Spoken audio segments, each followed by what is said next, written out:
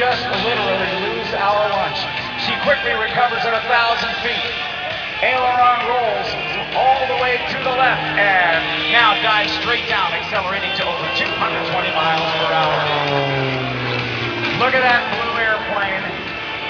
2 shades of blue, not much prettier than that as she goes into knife edge flight and rolls the airplane on its back.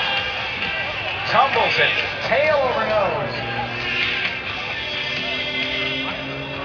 This lady, 26 years old, is one of the up-and-coming stars in the air show business today.